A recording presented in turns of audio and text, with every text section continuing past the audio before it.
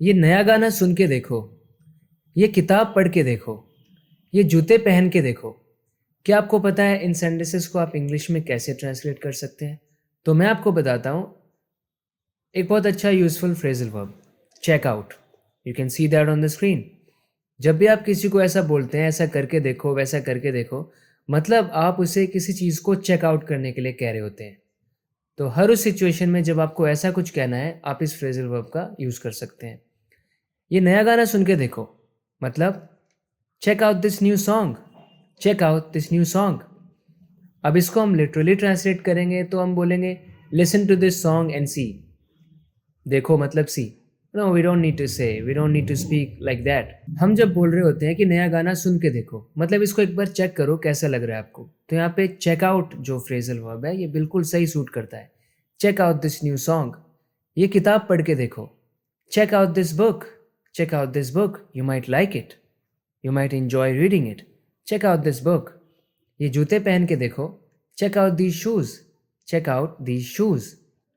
तो पहन के देखना, पढ़ के देखना, सुन के देखना, सब अलग अलग एक्टिविटीज़ हैं, अलग अलग एक्शंस हैं, लेकिन सबके लिए हमने यूज़ कर लिया चेकआउट।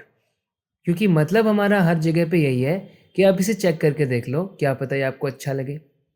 Check something out. ये गाड़ी चला के तो देखो, यहाँ खड़े होकर नज़ारा तो देखो, ये कोर्स ले के तो देखो। Check out this car, check out this car. Check out the view from here, check out the view from here. Check out this course, check out this course. और रोना भी नहीं चाहिए, और लड़ना भी नहीं चाहिए, और हंसना भी नहीं चाहिए। मैं आपको बताता हूँ ये किस तरह के सेंटेंसेस हैं।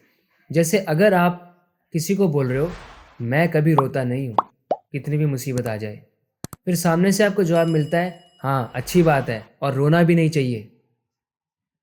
अगर आप कहते हो मैं नहीं लड़ता कभी और लड़ना भी नहीं चाहिए, मैं किसी का मजाक नहीं उड़ाता हूँ, मैं किसी की खराब परिस्थिति पे हंसता नहीं हूँ, और हंसना भी नहीं चाहिए। आप समझे मैं किस तरह की बात कर रहा हूँ? जब ऐसे बोलना होता है तो आप इंग्लिश में बोलो नॉर शुड यू। वो बोल रहा है आई नेवर क्राई, तो आप जवाब दे रहे हो नॉर शुड यू, मतलब आपको रोना भी नहीं चाहिए, यू शुड नॉट क्राई। और लड़ना भी नहीं चाहिए, नॉर शुड यू। जी हाँ, आपको यही कहना है हर केस में। जब आपसे कोई कुछ कहता है I don't do this, and when you say nor should you, it means you are telling him that he और she should not do that either, no matter what happens. I never laugh at someone's fault, someone's mistake और someone's flaw, nor should you. और आपको हंसना भी नहीं चाहिए। जैसे should का यूज़ हो रहा है ना, ऐसे और मॉडल्स का भी यूज़ हो सकता है, हेल्पिंग वर्ब्स का यूज़ हो सकता है। उसने ना मेरी आज तक कभी मदद नहीं की और वो करेगा भी नहीं। He has never helped me, nor will he. तो इस तरीके से आप nor का यूज़ कर सकते हैं। उन दोनों की कभी नहीं बनती, उसकी उसके भाई बहनों से नहीं बनती, हमारी बहुत अच्छी बनती है। तो जब आपको ऐसा कहना होता है कि आपकी किसी से बनती है, तो आप इंग्लिश में फ्रेजल वर्ब यूज़ करो get along. They never get along, उन दोनों की कभी नहीं बनती, दे नेवर गेट अलोंग।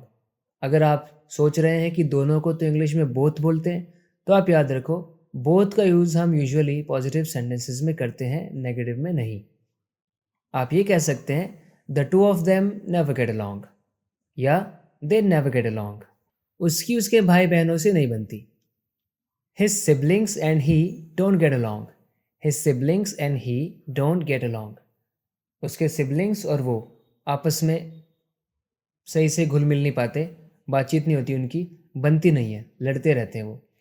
हमारी बहुत अच्छी बनती है, we get along very well, we get along very well.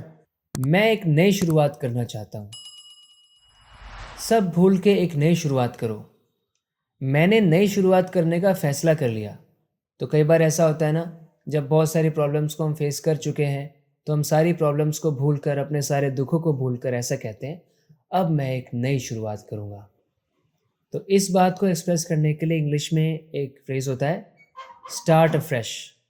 I want to start afresh, I want to start afresh. सब भूल के एक नई शुरुआत करो, forget everything and start afresh, forget everything and start afresh। मैंने नई शुरुआत करने का फ़ैसला कर लिया। I decided to start afresh. I decided to start afresh. मैंने एक नई शुरुआत करने का फैसला कर लिया. तुम कितनी बकबक करोगे? अपनी बकबक बंद करो. तो इंग्लिश में आप कौन सा वर्ड यूज करेंगे? babble. How much will you babble? How much will you babble? Stop your babble. Stop your babble. और stop babbling. क्योंकि babble को आप noun की तरह भी और verb की तरह भी यूज कर सकते हैं. Stop your babble और stop babbling. सही में? जैसे कोई आपसे कुछ कहता है और आपको उसकी बात पे विश्वास नहीं हो रहा है, तो आप ऐसे बोलते हैं ना, सही में, वाकई, सच्ची. तो इंग्लिश में बोलते हैं फॉर रियल. क्या ऐसा सच में है? तो इंग्लिश में कहेंगे are you for real? Are you for real? अगर आप इसको ट्रांसलेट करते हैं ना तो मीनिंग आता है क्या आप असली में हो? But that's not what it means. जब आप किसी को बोलते हो आर यू फॉर रियल, तो इसका मतलब होता है आपको शक हो रहा है उस बात पे कि जो वो बोल रहा है वो सच है. किसी ने आपसे कुछ कहा है बट आपको उसकी स्टेटमेंट की ट्रूथफुलनेस पे डाउट हो रहा है, तो आप बोल रहे हो आर यू फॉर रियल? वाकई, सच्ची ऐसा है? क्या ऐसा सच में है? Is that for real? Is that for real? मुझे ठोकर लगी और मैं गिर गया. तो ठोकर लगने को इंग्लिश में ट्रिप करना कहते हैं.